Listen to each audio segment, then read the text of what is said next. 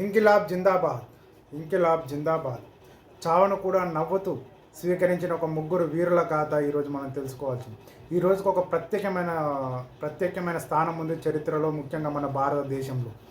వాళ్ళే భగత్ సింగ్, రాజ్గురు సుఖ్దేవ్ని ఉరిదీసిన రోజు 1931లో. ఈరోజు మార్చి 23న వాళ్ళని ఉరితీయడం జరిగింది లాహోర్లో, అప్పుడున్న ఉమ్మడి భారతదేశంలో. అయితే దీని గురించి ఒకసారి డీటెయిల్గా మనం కొంచెం ముందుకు వెళ్తే, దాంట్లో దీనికి బీజాలు ఎక్కడ పడ్డాయి, ఆయన ఎక్కడి నుంచి ప్రేరణ పొందాడు, ఇక్కడ తను ఉరిదీయడానికి ముఖ్యమైన కారణం ఏంటి, అప్పుడున్న సోకాళ్ళు అని చెప్పుకున్న స్వతంత్ర సమరయోధులు ఎందుకు రక్షించలేకపోయారు వాళ్ళని, ఎందుకంటే వాళ్ళని ఉరిదీసింది 1931, అంటే మన స్వతంత్రానికి కొంచెం ముందు మాత్రమే. కానీ అప్పటికే ఉవ్వెత్తున ఎగిసి పడుతున్న మన స్వతంత్ర ఉద్యమంలో అప్పటికే దాస సుంకలాన్ని తెంపడం కోసం ఎంతోమంది వీరులు ఉన్నారు. అయినా ఈ ముగ్గురి యువకులను ఎందుకు చనిపోవడానికి కారణమైంది, చనిపోతుంటే ఎందుకు చూశారనేది ఒకసారి మనం డిస్కషన్ చేద్దాం. అయితే వీళ్ళ గురించి ఎందుకు నేను చెప్తున్నానంటే, వీళ్ళందరూ కూడా జస్ట్ 23, 22 సంవత్సరాలు ఉన్న యువకులు మాత్రమే. అంటే మీరు ఆలోచించండి, దేశానికి ఆ రోజు ఉన్న ఆలోచన విధానం, యువకులలో ఉన్న చైతన్యం ఎలా ఉంది, ఇప్పుడు ఎలా ఉందని ఒకసారి కంపేర్ చేసుకోవాల్సి వస్తుంది మనకి. సరే, ఒకసారి మనం దీని గురించి డీటెయిల్గా తెలుసుకుంటే కనుక, అసలు ఇది ఎక్కడ బీజం పడింది ఆయనకి, అసలు వీళ్ళని అంటే వాళ్ళు వేసిన బాంబు అసెంబ్లీలో ఎందుకు వేశారో, వాళ్ళని చంపడానికి వేశారా లేకపోతే దేని గురించి వేశారు, ఇవన్నీ ఒకసారి మనం ఎక్కడ ప్రేరణ పొందారని చూద్దాం. కొంచెం ఇలా అంటే 1931 మార్చి 23న ఉరితీయడం జరిగింది ఇలా ముగ్గురిని. అయితే దీనికంటే ముందు వీళ్ళకు అంటే దీనికి ఇన్స్పిరేషన్ ఏంటంటే, దీనికి కారణం ఏంటంటే 1925లో లాలా లజపత్ రాయ్ని శాండర్స్ అని ఒకడు చంపడం, అంటే హత్య చేయడం జరుగుతుంది, షూట్అవుట్ లాంటిది. సో అప్పుడు దీని నుంచి ప్రేరణ పొంది తను చంపాడు అందరిని అని అనుకుంటారు. కానీ దీనికంటే కొన్ని రోజుల ముందు, కొన్ని సంవత్సరాల ముందుకు వెనకాలకి వెళ్తే 1919 ఏదైతే ఇండియన్ చరిత్రలో, భారతీయ చరిత్రలో, ప్రపంచ చరిత్రలో జలియన్ వాలా బాగ్ అని ఒక తిన్నాం కదా, మొత్తం అందరినీ చుట్టుముట్టి గేట్లేసి 1919లో ఓడైతే మన బ్రిటిష్ అధికారి ఉన్నాడో అందరినీ అట్లా నరరూప రాక్షసులో కాలుస్తూ ఉంటాడు కదా, అప్పుడు అక్కడ భగత్ సింగ్ అక్కడ పునాది పడింది తన మెదళ్ళు. ఆ రక్తాన్ని, తడిసిన రక్తాన్ని, నీళ్ళని పట్టుకొని ఈ రక్తం వృధా పోదు అని చెప్పి అప్పుడు మెదడులో పడి ఏదో ఒకరోజు దీనికి గుణపాఠం చెప్తానని ఆ రోజే అనుకున్నాడు తను.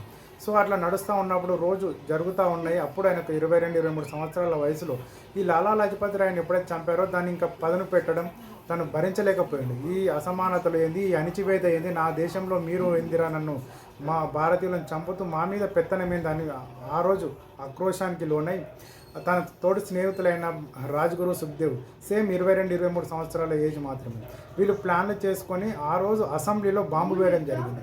అంటే వాళ్ళు బాంబు వేసి పారిపోవచ్చు, ఈజీగా వెళ్ళిపోవచ్చు, కానీ వాళ్ళు పిరికి సన్యాసులు గారు, పిరికి పందలు కాదు, మేము భారతీయులమని నిరూపించడానికి నేను వేసింది బాంబు, చంపనీకి కాదు, జస్ట్ మీకు వినిపించాలి మా బాధ అనే ఒక ఉద్దేశంతో వేసామని అక్కడే ఉండి లొంగిపోయారు. తర్వాత వీళ్ళకి జైల్లోకి తీసుకెళ్ళడం జరిగింది. వాళ్ళని తర్వాత ఉరి తీయడానికి కూడా అక్కడ ఉన్న మెజిస్ట్రేట్ ఉరికి ఆదేశించడం జరిగింది. అయినా కానీ వాళ్ళు చనిపోతామని తెలిసి కూడా జైల్లో కూడా ఏ రోజు కూడా బాధపడింది, నవ్వుతూ ఉన్నారు, ఉపవాస దీక్షలు చేశారు. అంటే దేనికోసం? ఇదంతా దేశం కోసం, దేశం మీద ప్రేమ కోసం, దేశ దాస శృంఖలాలను తెంచాలనే ఒకే ఒక కారణంతో.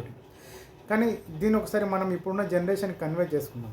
23, 22 సంవత్సరాల ఉన్న ఒక వ్యక్తులు ఆ రోజు ఆలోచన విధానం ఎలా ఉంది, ఈరోజు మన ఆలోచన విధానం ఎలా ఉంది, పబ్బులు గబ్బులు అంటూ మనం తిరుగుతున్న యువతకి ఏం నేర్చుకోవాలి మనం ఆ రోజు నుంచి?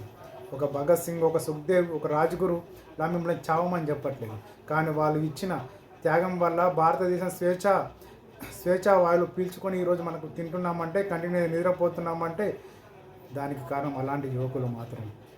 కొన్ని లక్షల మంది స్వతంత్ర సమరయోధులు అమరులయ్యారు. కానీ మనం ఏం చేస్తున్నాం? రోజు లేస్తే టైంపాస్ కోసం చూసే ముచ్చట్లతోటి దేశానికి తోడ్పడే ఏ ఒక్క సహకారం మనం చేయడం లేదు. కొంతమందిని మాత్రమే అంటున్నాం, కొంతమందిని మాత్రమే. ఓకే, ఇలా మాట్లాడుకుని పోతే చాలామందిని విమర్శించాల్సి వస్తుంది. కానీ ఈ రోజుకున్న ఒక